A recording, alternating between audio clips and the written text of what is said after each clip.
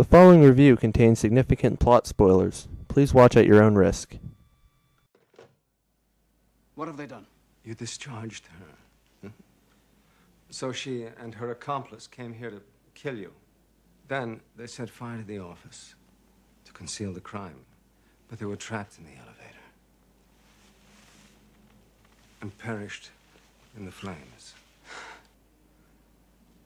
But that means I would have to be dead.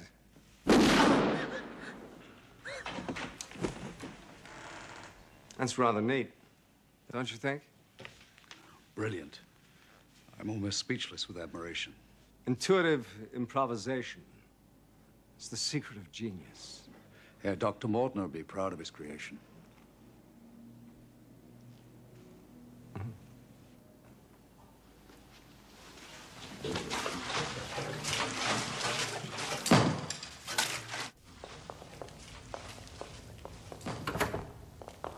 Please.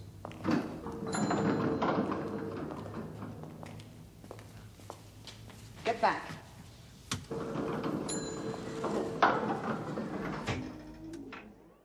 A View to a Kill is the 14th official Bond film and was released in 1985, starring Roger Moore as James Bond 007 for the last time. After the gun barrel sequence, we are given an interesting pre-title sequence which shows Bond in Siberia attempting to recover a microchip from the dead body of 003. He gets the microchip and a ski chase ensues. This little chase with John Barry's incredible score during it is really good, but get this. It gets ruined halfway through when Bond gets a makeshift snowboard and the song California Girls starts playing. What a good way to kill the mood of the film. Anyways, Bond of course escapes in some submarine disguised as an iceberg, and we get the title song of the film done by none other than Duran Duran. This song regularly tops out on people's lists of the greatest Bond title songs, and for good reasons. It's an awesome rock song and very catchy too. After the song, we get right into the plot development. Q analyzes the microchip and finds out that it was made by a company named Zorin Industries. Bond goes to a race course to observe the company's owner, Max Zorin, played by none other than the legendary Christopher Walken. We also get a glimpse of Zorin's henchwoman, Mayday, played by Grace Jones. Zorin's horse wins the race, but is shown to be quite hard to control, making Bond suspect that the horse is drugged. Anyways, Bond goes to meet a French contact who informs him of a horse sale being hosted by Zorin. The contact, however, gets killed by Mayday, and Bond gives chase. We get a cool scene of Mayday parachuting off of the Eiffel Tower and Bond wheezing along after her. There's a short but ridiculous car chase, and in the end, Bond fails in catching Mayday. After this, Bond goes undercover to stay at Zorin's estate for the horse sale. He brings ally Sir Godfrey Tibbett along, played by Patrick Macnee, who acts as Bond's bumbling chauffeur. At the sale, Bond notices a woman named Stacy Sutton, played by Tanya Roberts, getting paid a very large sum of money by Zorin. Bond and Tibbett later do some snooping and find out that Zorin is implanting adrenaline-releasing devices in his horses. The next day, Zorin identifies Bond as an agent, and Tibbett gets killed by Mayday. Zorin and Mayday attempt to kill Bond by putting him in a car and rolling it into a lake, but fail. This is a pretty cool scene with Bond breathing air out of the tire and staying underwater until Zorin and Mayday go away. We get a scene with General Gogol, who has become somewhat of a recurring character now, and Zorin unveils to a group of investors his plan to destroy Silicon Valley, which will give him and the potential investors a monopoly over microchip manufacture. Okay, so what happened to the plot with the drugged horses? Whatever, this sounds more like a James Bond plot anyway. Bond goes to San Francisco, where he learns from a CIA agent that Zorin could be the product of medical experimentation with steroids performed by a Nazi scientist during World War II. This scientist is revealed to be one of Zorin's henchmen and adopted father, Dr. Carl Mortner, played by Willoughby Gray. Bond goes to one of Zorin's oil rigs, where he finds KGB agent Pola Ivanova, played by Fiona Fullerton, recording conversations of Zorin's plan, Operation Mainstrike. They meet up and later have a romantic evening together. When Pola leaves, she takes the recording but doesn't know that Bond had switched it with a fake one. Bond then tracks down Stacey Sutton, who happens to be a state geologist. Bond finds out that Zorn is trying to buy her family's oil business, and the two are later attacked by Zorn's thugs. Bond saves her, and the two travel to San Francisco City Hall to check Zorn's plans, but are captured by Zorn himself. Zorn attempts to kill Bond and Stacey in a burning elevator, but they escape the burning building down a fire engine's ladder. The police then try to arrest Bond, thinking that he is the suspect, but Bond and Stacey steal a fire truck and a silly chase ensues through the streets of San Francisco. Bond and Stacey get away, and the next day they infiltrate Zorn's mine, discovering his plot to detonate explosives beneath the lakes along the Hayward and San Andreas faults, causing them to flood. A larger bomb is also in the mine to destroy a geological lock that prevents the two faults from moving at the same time. Zorn and his head of security, Scarpine, played by Patrick Bauchot, flood the mine and murder the mine workers in a very controversial scene. Stacey escapes out of the mine while Bond fights with Mayday. Once the flood hits them, Mayday realizes that Zorn has abandoned her, and in a turn of events, she helps Bond remove the larger bomb from the mine by pushing it out with a handcar.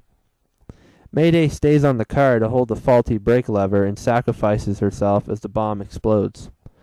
Zorn, Scarpine, and Dr. Mortner escape in Zorn's gigantic airship, kidnapping Stacey in the process. Bond quickly jumps and clings onto the mooring rope as Zorn tries to knock Bond off. Bond eventually moors the airship to the framework of the Golden Gate Bridge, and meanwhile Stacey attacks Zorn. Scarpine and Dr. Mortner end up getting knocked out in the fiasco, while Stacey escapes out onto the top of the bridge. Zorn realizes that he must do the work himself, so he grabs an axe and attacks Bond in what is a very awesome scene. The fight ends with Bond dropping Zorn off of the Golden Gate Bridge and Dr. Mortner attempting to attack Bond with sticks of dynamite. Dr. Mortner and Scarpine get blown up when Mortner drops the dynamite in the cabin of the airship. The film ends with Bond in the shower with Stacey and Q spying on them with his remote-controlled robot dog. I'm not going to try and sugarcoat it. Roger Moore looks really, and I mean really old in this film, and it ends up being very distracting, especially in the action scenes where you can clearly see a stunt double. I also find it disturbing that he is shown making out with girls young enough to be his daughters. Nevertheless, Moore does an okay job, despite being clearly unhappy and bored in the role now. Our main villain this time around is Max Zorn, played tremendously well by Christopher Walken. I'll just cut to the chase here. Walken clearly steals the show and instantly makes this film worth watching because every scene with him in this film is awesome. Like for instance, the scene where he casually guns down his own mine workers and calmly says to Scarpine, "Good, right on schedule." Not schedule, but schedule. How awesome is that? Walken also portrays the first truly psychopathic Bond villain, which makes Max Zorn my third favorite villain in the whole series. M, Moneypenny, and Q return as always, with Bond not getting too many gadgets this time around. This would also be the last appearance of Lois Maxwell as Moneypenny, who decided to quit the role due to her old age after 23 years of playing the part. To this day, no other Moneypenny has managed to be as memorable as Lois Maxwell was. Our main ally is Sir Godfrey Tibbett, played by Patrick Macnee, who gives a very memorable performance. His character is also very likable, as are most Bond allies, so it is sad when he dies in the film. There is also a secondary ally in the film, a CIA agent named Chuck Lee, played by David Yip. He isn't in the film for long and ends up getting killed by Mayday. There are quite a few henchmen and henchwomen in this film, with only one being truly memorable, and that is Mayday. Mayday is quite an odd henchwoman and has her character arc completely altered near the end of the film, when she realizes that she has been betrayed. It's kind of hard to believe that she would just switch sides just like that. Anyways, we also get Scarpine, who is my personal favorite henchman in the film, and Zorn's dad, Carl Mortner. Mortner is a typical crazy old man type of character, while Scarpine is just a laid-back chief of security who has some type of scar on his face. I don't know why, but I just find him really cool and hilarious, especially in a few scenes near the end, which I won't get into, but they are unintentionally funny. Now, along with that, there are also two henchwomen that appear in the background a few times. They are Jenny Flex and Pan Ho. They both end up dying in the mine flood and aren't given too many speaking lines. And lastly, we get our main Bond girl, Stacey Sutton, played by Tanya Roberts. Tanya Roberts may be stunning, but she is a pretty terrible actress and is pretty unmemorable in this film. The only thing that will be embedded into my brain is all of the annoying screams she lets out, and yelling James over and over and over. She isn't the worst Bond girl, but she is near the bottom for sure.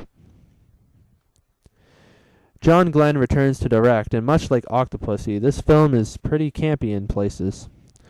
Overall, though, this is a much more serious and darker film than Octopussy. John Barry would return again and compose one of his best musical pieces in the Bond series. I am, of course, talking about this epic track that plays during a few action scenes in the film. Take a listen.